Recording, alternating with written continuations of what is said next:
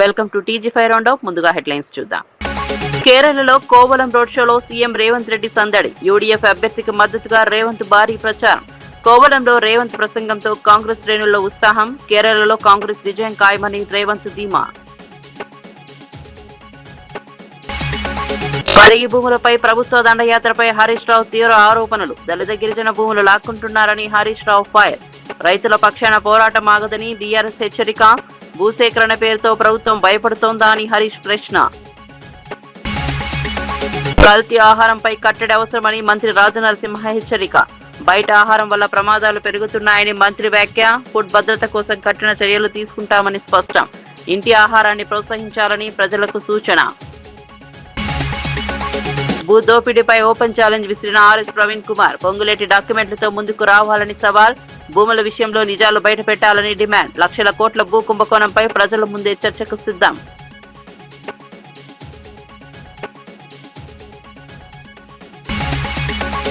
ఇక వార్త వివరాల్లోకి వెళ్తే, పరిగి నియోజకవర్గంలో దళిత గిరిజన బలహీన వర్గాల భూములను ఇండస్ట్రియల్ పార్కుల పేరిట ప్రభుత్వం లాక్కుంటోందని మాజీ మంత్రి హరీష్ రావు తీవ్ర ఆరోపణలు చేశారు.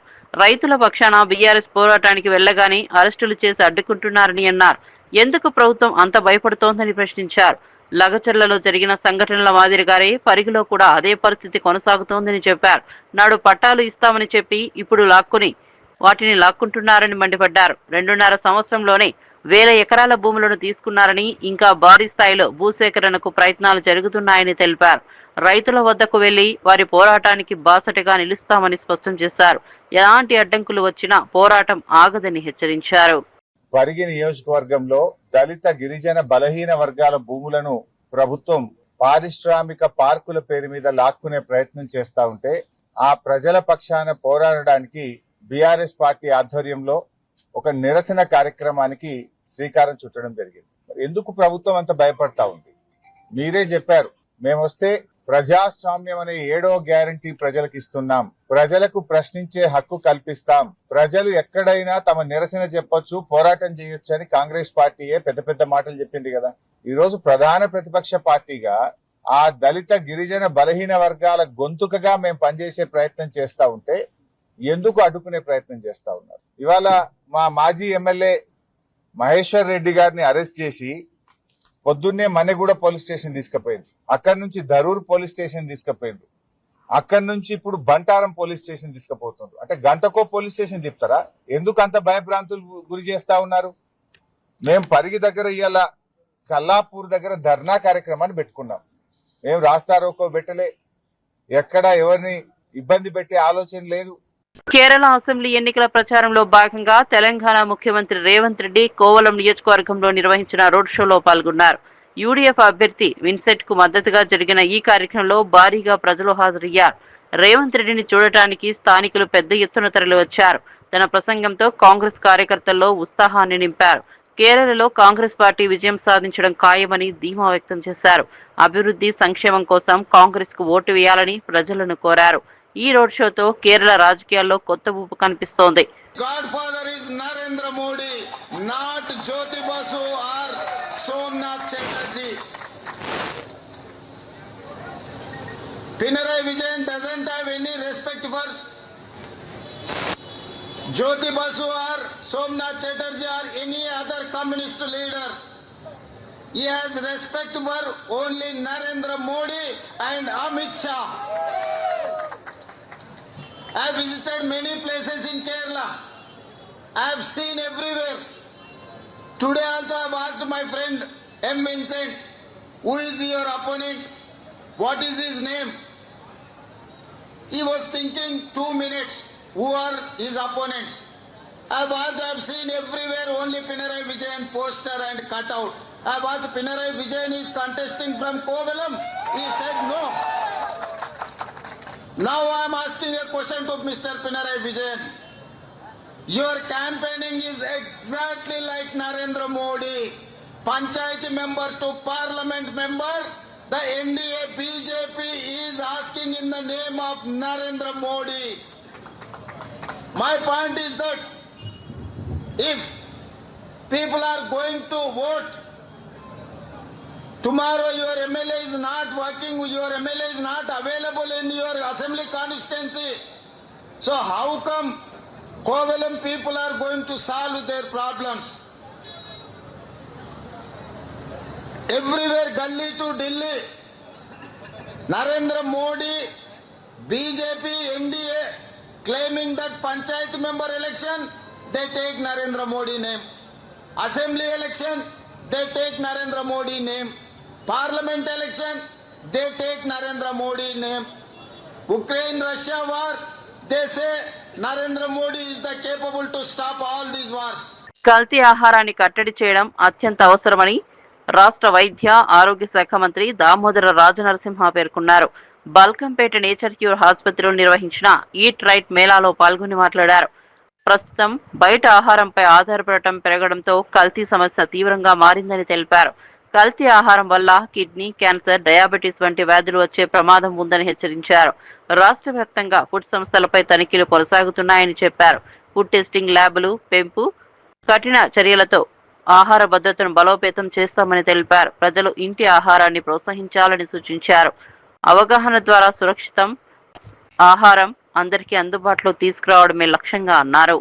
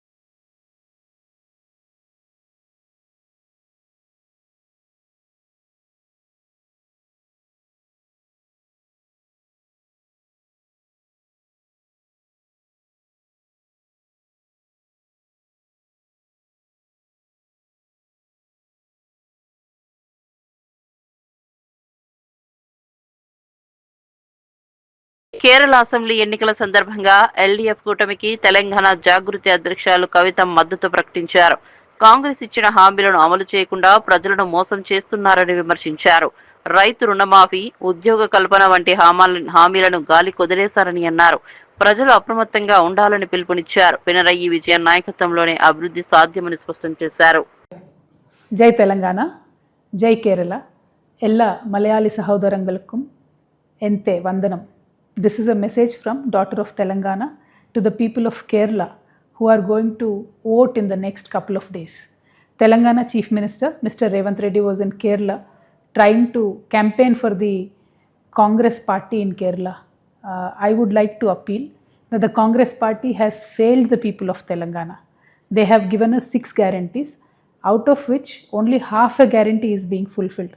That half guarantee is only of free bus. Other than that, no other guarantee is given in Telangana. I am from Telangana. I live in Telangana.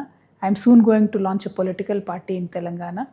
As a daughter of Telangana, I can assure you, Congress is just going to cheat you, as they have cheated the women of Telangana by not giving 2,500 per month as they promised. They have cheated the youth of Telangana by not giving the jobs. They have cheated the farmers of Telangana by not giving them bonus. They have cheated the old age pensioners of Telangana by not increasing the pensions. They have cheated the backward classes of Telangana by not giving the reservations as they promised. So basically the total history of Congress in Telangana is nothing but corruption and cheating. Congress party is today using Telangana as the ATM for the Congress party. Now Kerala elections are happening. Entire Congress party is being funded by the money, corrupt money that is being taken from Telangana. So my appeal to the people of Kerala, Let the liberal thought survive. Let the left survive in Kerala. Vijayanji has been doing a wonderful job. I appeal to all of you, do not believe in the Telangana Chief Minister. His entire argument, his entire campaign promises that were made in Kerala are nothing but false. Kindly vote for the left, kindly vote for Vijayanji. This is an humble appeal from the daughter of Telangana to the people of Kerala. Parigi ప్రాంతంలో రైతుల భూములను లాక్కోకుండా ఇతర ప్రాంతాల్లో పరిశ్రమలు ఏర్పాటు చేయాలని మాజీ మంత్రి సబితా ఇంద్రారెడ్డి సూచించారు. మోమిన్పేట వద్ద 1000 ఎకరాలు, రాకంచర్ల వద్ద 200 ఎకరాలు, నాంచెర్లలో 100 ఎకరాలు, సీతారాంపురంలో 1000 ఎకరాలు భూములు అందుబాటులో ఉన్నాయని తెలిపారు. ఇప్పటికే భూసేకరణ పూర్తయిన ప్రాంతాల్లో పరిశ్రమలు పెట్టాలని ప్రభుత్వానికి సూచించారు. రైతుల భూములను బలవంతంగా తీసుకోవద్దని హెచ్చరించారు.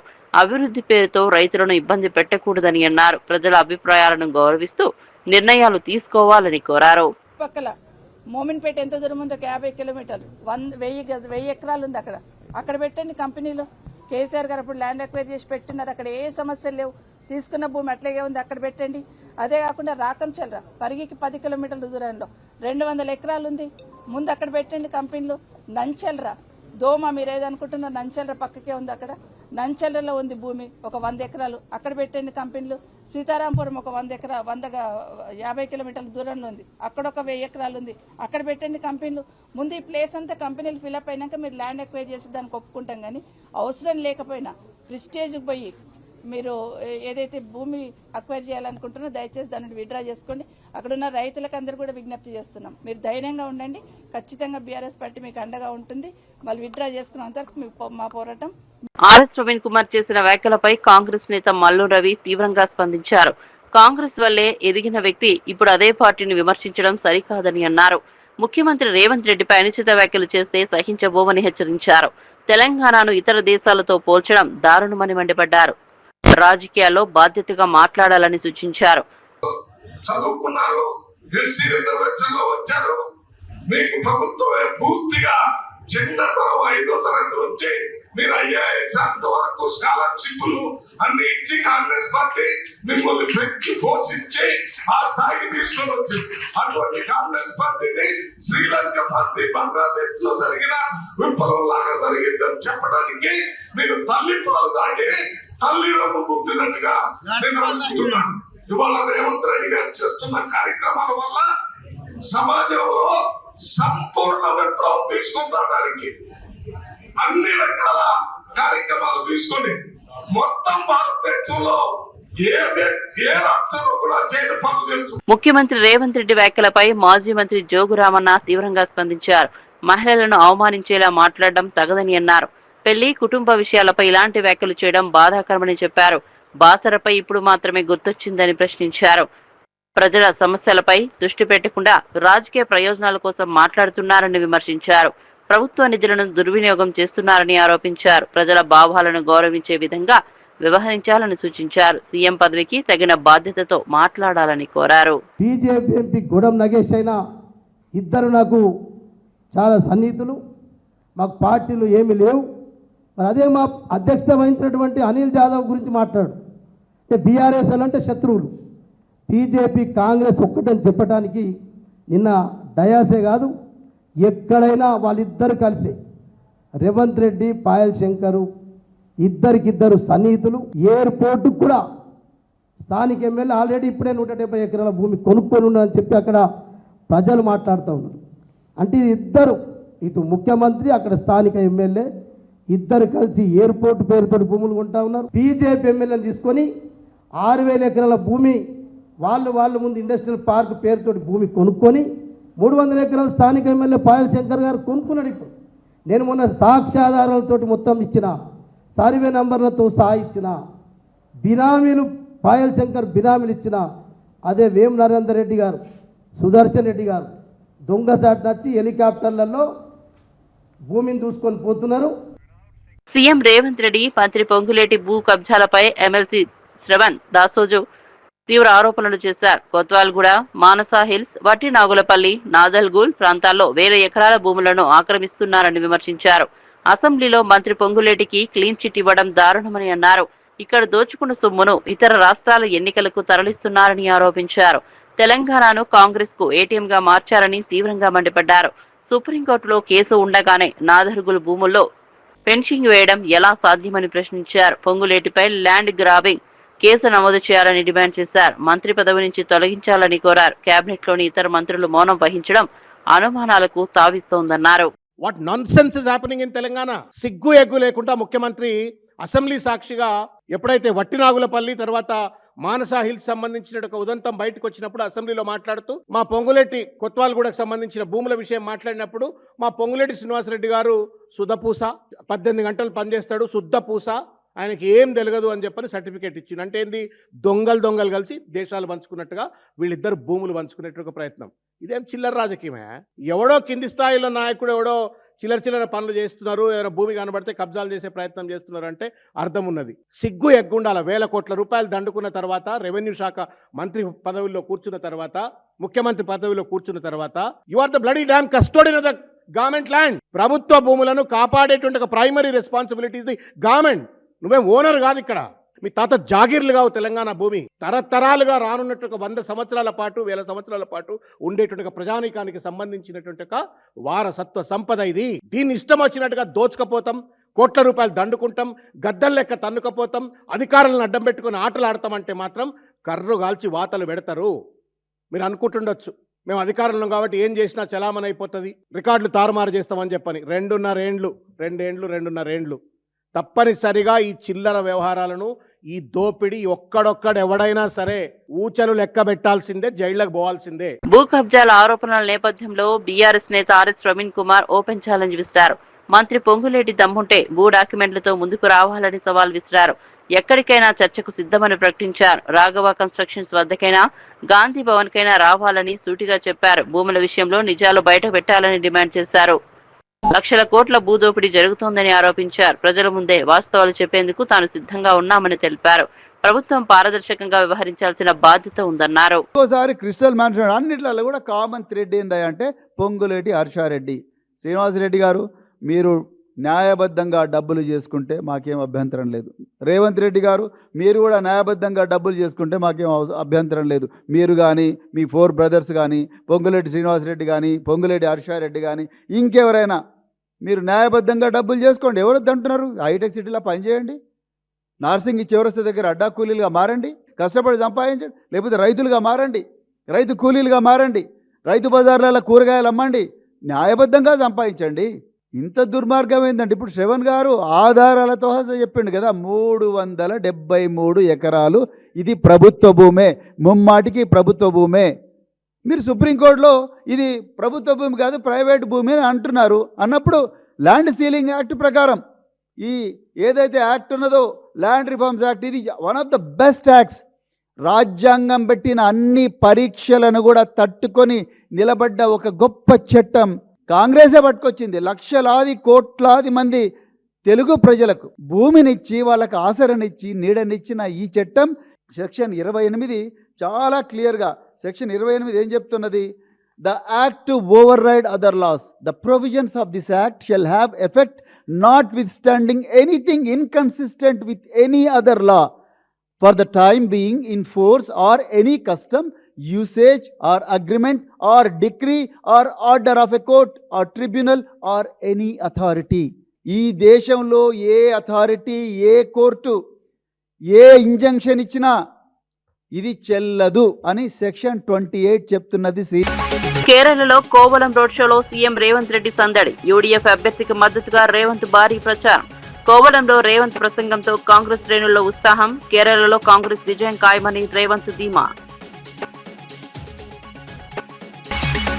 పరిగి భూములపై ప్రభుత్వ దండయాత్రపై హరీష్ రావు తీవ్ర ఆరోపణలు. దళిత గిరిజన భూములు లాక్కుంటున్నారని హరీష్ రావు ఫైర్. రైతుల పక్షాన పోరాటం ఆగదని బీఆర్ఎస్ హెచ్చరిక. భూసేకరణ పేరుతో ప్రభుత్వం భయపడుతోందా అని హరీష్ ప్రశ్న. కల్తీ ఆహారంపై కట్టడి అవసరమని మంత్రి రాజనరసింహ హెచ్చరిక. బయట ఆహారం వల్ల ప్రమాదాలు పెరుగుతున్నాయని మంత్రి వ్యాఖ్య. ఫుడ్ భద్రత కోసం కఠిన చర్యలు తీసుకుంటామని స్పష్టం. ఇంటి ఆహారాన్ని ప్రోత్సహించాలని ప్రజలకు సూచన. భూ దోపిడీపై ఓపెన్ ఛాలెంజ్ విసిరిన ఆర్ఎస్ ప్రవీణ్ కుమార్. పొంగులేటి డాక్యుమెంట్లతో ముందుకు రావాలని సవాల్. భూముల విషయంలో నిజాలు బయట పెట్టాలని డిమాండ్. లక్షల కోట్ల భూ కుంభకోణంపై ప్రజల ముందే చర్చకు సిద్ధం.